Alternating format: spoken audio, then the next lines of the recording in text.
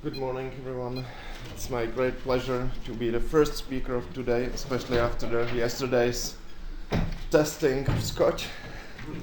And now we move a little bit back to oximetry from Scotch, and I will discuss a little bit of imaging and obtain the 20-degree angle fundus photography and evaluating the oximetry with T1 Oxymap. I think that all of you are familiar with the oximetry. Some of you are familiar with the Oxymap T1 system, some with other systems like Emidos.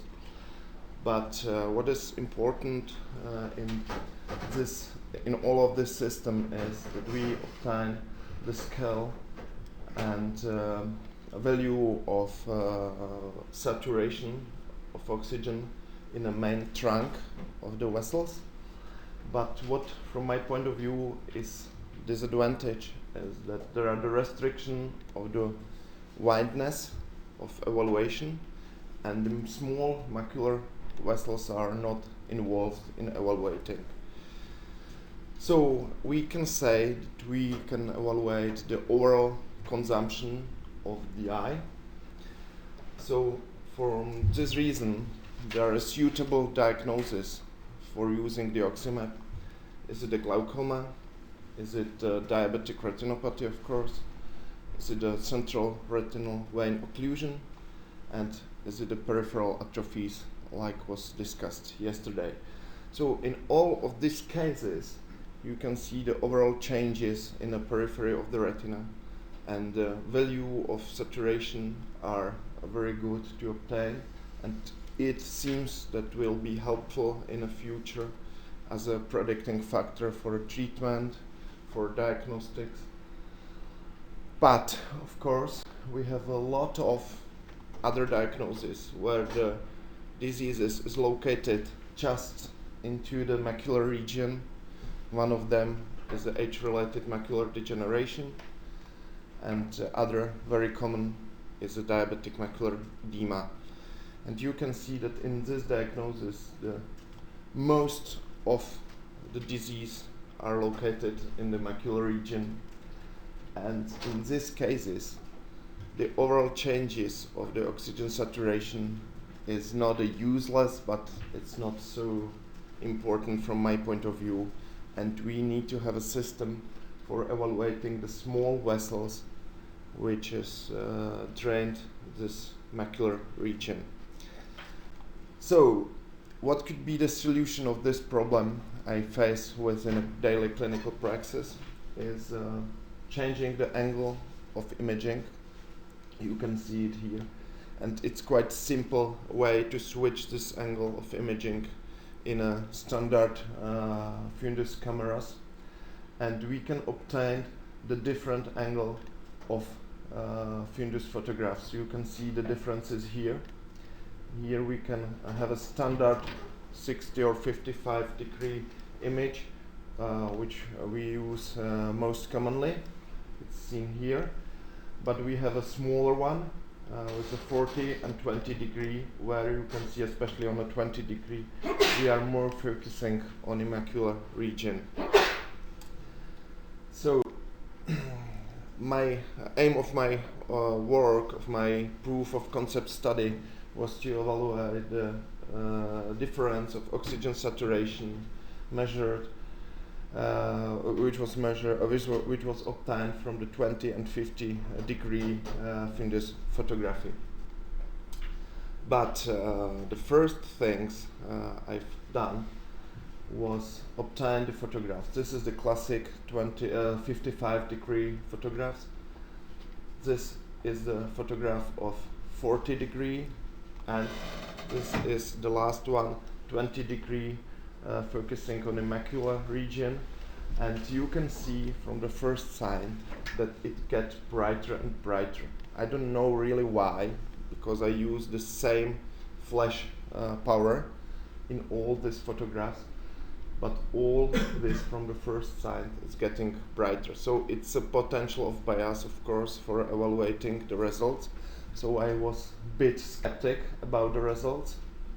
So I used the method because I want to set the standard of this 20-degree evaluation, I evaluate one vessel which was measured on both photographs. So in this right side you can see the vein drain the macular region, and the same vein is measured and analyzed on a 20-degree photographs. Of course, the only measurements which can be comparable is a saturation of O2, because of course the length and the wideness diameter of these vessels is totally different due to the different angle of and different magnification. So for this proof of concept study we involved 112 eyes of 56 healthy individuals. It was a volunteer medical studies from our university.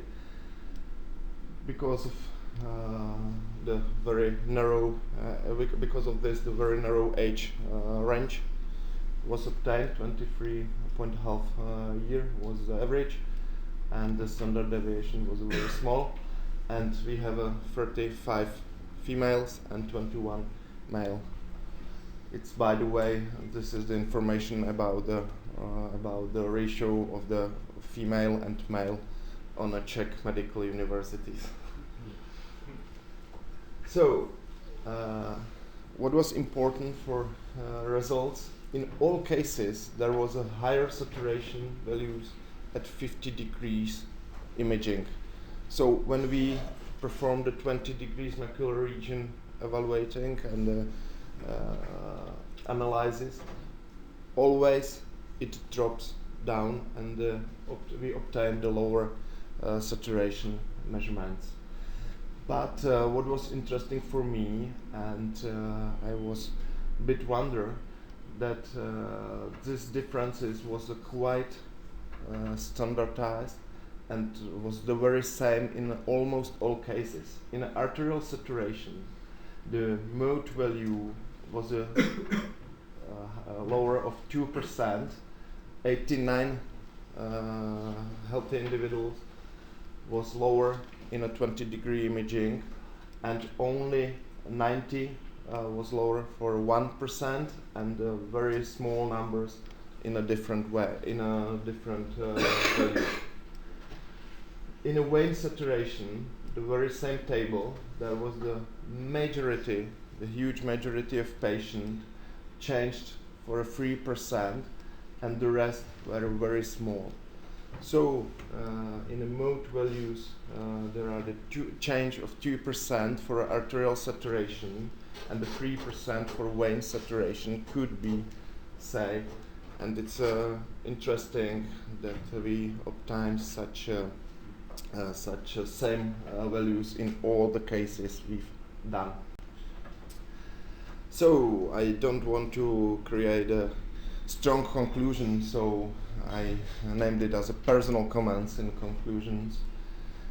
So from my point of view, the oxygen saturation results in 20 degree could be used because it's quite predictable and consistent from my point of view, only the 3% of changes. But of course, I'm sure that there are a lot of weakness and a lot of biases, potential biases of this method, and what I find as the most important is that we focus the macular region. We do not have able to obtain the image in the same way all the times.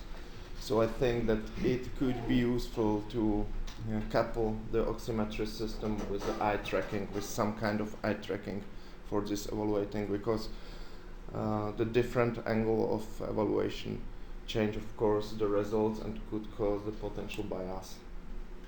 So this could be for a discussion, of course, and there I am sure that there will be a lot of argue against using this, because the potential pitfalls and potential biases are high. But I think that the future studies, especially in not healthy individuals but in diseased individuals, will show if this method will have a space for use in the future. And for a very last, I would like to start a discussion with this picture, which shows the totally different opposite things.